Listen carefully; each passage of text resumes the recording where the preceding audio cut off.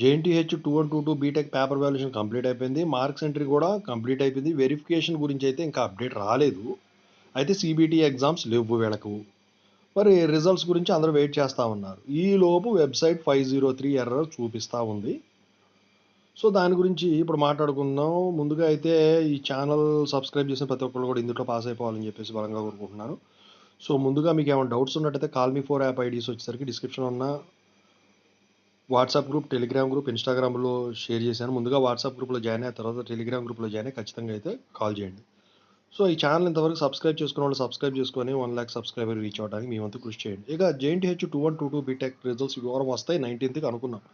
అయితే server busy వచ్చింది కదా అని చెప్పేసి చాలామంది మెసేజ్ పెడుతున్నారు. వెబ్సైట్ 503 ఎర్రర్ వస్తుంది, సర్వర్ అన్అవైలబుల్ వస్తుందని పెడుతున్నారు. ఎందుకు, వై? సో దాని గురించి ఇప్పుడు చెప్పబోతున్నాను. ముందుగా అయితే డిస్క్రిప్షన్లో ఉన్న Telugu engineering education tips videos కోసం, software courses work support channel, software courses కోసం, రియల్ టైమ్ ప్రాజెక్ట్స్ కోసం ఖచ్చితంగా సబ్స్క్రైబ్ చేసుకుని మీకు ఉపయోగపడుతుంది. ఇక టాపిక్లో పెడితే జేఎన్టీహెచ్ 2122 బీటెక్ రిజల్ట్స్ గురించి మాట్లాడుకుంటే వెబ్సైట్ 503 ఎర్రర్ వచ్చేసరికి వీళ్ళు ప్రతి సంవత్సరం కూడా జేఎన్టీహెచ్ సర్వర్ని, జేఎన్టీహెచ్ అనే కాదు ఏ యూనివర్సిటీ అయినా డేటాబేస్ని మెయింటైన్ చేస్తారనమాట. అంటే సర్వీస్ చేస్తారు. సో ఎందుకంటే ఇయర్ పెరిగే కొద్దీ పాస్డ్ అవుట్స్ వెళ్ళిపోతూ ఉంటారు, డేటా ఇంక్రీజ్ అయిపోతుంది కాబట్టి వాటిని మొత్తాన్ని కూడా ఓడీ రిలీజ్ చేసిన తర్వాత, నేను ఇంతకుముందు ఒకటి చెప్పాను, ఓడీ రిలీజ్ చేసిన తర్వాత ఏమవుతుందంటే అది ఆ డేటాబేస్లో ఉన్న రోల్ నెంబర్స్ కానివ్వండి, రిజిస్టర్డ్ హాల్ టికెట్ నెంబర్సే కదా ఉండేది, అవి వాళ్ళకి సంబంధించిన డేటా మొత్తం రిమూవ్ చేసేస్తారు. మరి మా డేటా ఎలా అంటే సపరేట్ హార్డ్ డిస్క్లో వేరే హార్డ్ డిస్క్లో మొత్తం కాపీ చేసి ఉంచుతారనమాట. సో దాన్ని సర్వర్ మెయింటెనెన్స్ అంటారు. ఎందుకంటే మనం 2024 పాస్డ్ అవుట్ వాళ్ళు పాస్డ్ అవుట్ అయ్యారు కదా.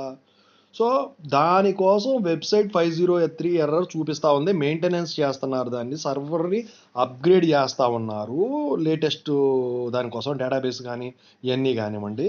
సో దాని గురించి వీళ్ళు వెబ్సైట్ని హోల్డ్లో పెట్టడం జరిగింది. అది పర్టికులర్గా రిజల్ట్స్ పేజ్, ఎందుకంటే పాత అర్చీవ్స్ ఇవన్నీ ఉంటాయి.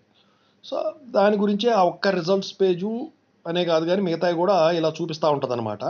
అయితే మరి ఈ సర్వర్ మెయింటెనెన్స్ అప్గ్రేడింగ్ ప్రాసెస్ అనేది ఈ వీక్లో అయిపోతే ఖచ్చితంగా మీకు 19th అయితే రిజల్ట్స్ డిక్లేర్ అవుతాయి. సో ఇది సర్వర్ బిజీ కాదు, అది సర్వర్ బిజీ ఎర్రర్ కాదు, ఇది సర్వర్ వెబ్సైట్ని ఈ అప్గ్రేడ్ చేస్తున్నారట. సో మొత్తానికైతే వెబ్సైట్ 503 ఎర్రర్కి సంబంధించిన అప్డేట్ అయితే ఇదండి. సో ఖచ్చితంగా అయితే ఈ వీక్లో అయితే రిజల్ట్స్ రావాలి. నాకు తెలిసి అన్ని రోజులు కూడా పట్టదు, ఇవాళ రేపట్లో ఈ సర్వరు మెయింటెనెన్స్ అదే అప్గ్రేడింగ్ ఏదైతే ఉంటుందో కంప్లీట్ అయిపోతుంది, ఎందుకంటే టెక్నీషియన్స్ ఉంటారు కాబట్టి. సో ఖచ్చితంగా మనం అయితే 19th ఎక్స్పెక్ట్ చేయొచ్చు రిజల్ట్స్, ఓకేనా.